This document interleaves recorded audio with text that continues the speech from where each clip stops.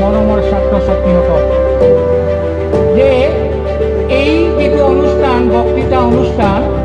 এই অনুষ্ঠানটো যি শিক্ষাটো হৈছে ৱেপন অস্ত্ৰ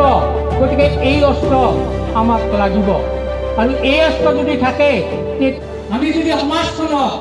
আমি যদি আপোনাৰ বাৰু মনত কেতিয়াও বেয়া নালাগেনে বোলে কি এই যে কোকো-কোলাটো বেয়া সেইটো খাবলৈ যে আপুনি বিজ্ঞাপন দিয়ে আমাৰ ল'ৰা ছোৱালীবিলাক সৰু সৰু কণমানিবিলাকৰ যে স্বাস্থ্যৰ ক্ষতি হয় এইটো আপুনি কেতিয়াও চিন্তা নকৰে আপুনিতো বিৰাট হিৰো হৈ পেলাই 10খন ট্ৰাক একেলগে উৰাই দিয়ে বক্সিং মাৰিলে 10টা মানুহ উৰি যায় এইটো বাৰু অসম্ভৱ কিন্তু এইটো অতিৰঞ্জিত কৰি দেখুৱাই আৰু হা তেতিয়া মানে অমিতাভ বচ্চনৰ আপোনাৰ প্ৰত্যেক মানুহৰ ভিতৰত এটা পশু থাকে এটা মানুহ থাকে এইটো মই বহুত মিটিঙত প্ৰমাণ কৰি দিছোঁ বিশেষকৈ বিহুৰ মিটিংবিলাকত বিহুৰ মিটিঙতে এবাৰ ভাষণ দি আছিলোঁ বশিষ্ঠত লাইট গ'ল এনেকুৱা চিঞৰিলে কুকুৰ মেকুৰীৰ নিচিনা আপোনাৰ মই কৈছোঁ যে এই যে ভিতৰত থকা পশুটো জাগ্ৰত হৈ গ'ল আৰু সেইকাৰণে সংস্কৃতত কৈছোঁ তমসমা জ্যোতিৰ্গময় অশৌতমা সদ্গময় মৃত্যুৰ মা অমৃতম গময় অৰ্থাৎ আন্ধাৰৰ পশুটো জাগ্ৰত হয় আৰু সেই পশুটো অৱলম্বন কৰিবলৈ আমাক মূল্যবোধ আৰু শিক্ষাৰ প্ৰয়োজন তেতিয়া মানে অমিতাভ বচ্চন আজি এখন মহাবিদ্যালয় এখন পশ্চিম কামৰূপ অঞ্চলৰ শিক্ষাৰ অগ্ৰণী অনুষ্ঠান আৰু এই মহাবিদ্যালয় যথেষ্ট মানৱ সম্পদ ইতিমধ্যে গঢ়িছে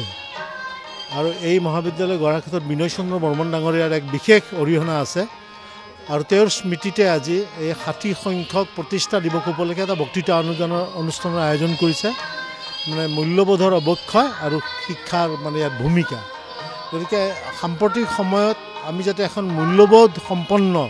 সমাজ গঢ়ি মৰুদ্যানৰ দৰে শিক্ষা ব্যৱস্থাৰে সমৃদ্ধ কৰিব পাৰে উঠি অহা প্ৰজন্মক সেই বিষয়ে মই উপস্থিত ৰাইজক আৰু ছাত্ৰ ছাত্ৰীক উদ্দেশ্যি কওঁ আৰু মই আশা কৰোঁ অদূৰ ভৱিষ্যতে গোটেই শিক্ষাৰ দিশত এইখন মহাবিদ্যালয়ে অৰিহণা আগবঢ়াব তাত কোনো সন্দেহ নাই আৰু এই বক্তৃতা অনুষ্ঠানত মই ভাবোঁ যে আমাৰ ৰাজ্যৰ লগতে আমাৰ ৰাষ্ট্ৰীয় পৰ্যায়ৰ বিভিন্ন ব্যক্তিক মাতি আনি শিক্ষা মানে বক্তৃতাৰ অনুষ্ঠানৰ আয়োজন কৰিব কামৰূপ মহাবিদ্যালয় নলবাৰী জিলাৰ এখন ঐতিহ্যমণ্ডিত মহাবিদ্যালয় 1966 চনতে স্থাপিত হৈছিলে আৰু এই মহাবিদ্যালয়খনে সমগ্ৰ পশ্চিম নলবাৰী অঞ্চলত উচ্চ শিক্ষাৰ ক্ষেত্ৰত এটা ইতিহাস বহন কৰি আছে আৰু আজি আমি এই 60 সংখ্যক প্ৰতিষ্ঠা দিৱসটো বৰ উলহ-মালহেৰে উদযাপন কৰিছোঁ দিনজোৰা কাৰ্যসূচীৰে আৰু এই উপলক্ষে আমাৰ প্ৰতিষ্ঠাপক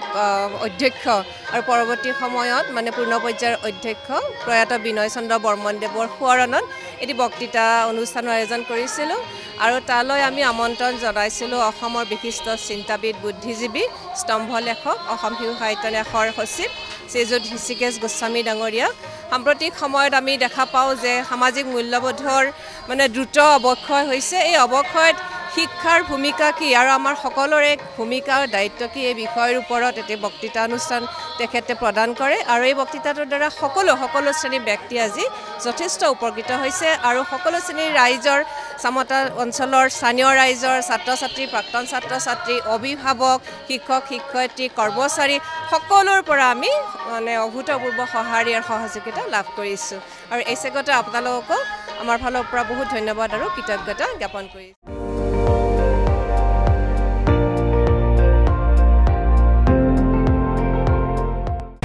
আপুনি চাই আছে ND24 সৰ্বশ্ৰেষ্ঠ নহয় সৰ্বোত্তমৰ দৌৰ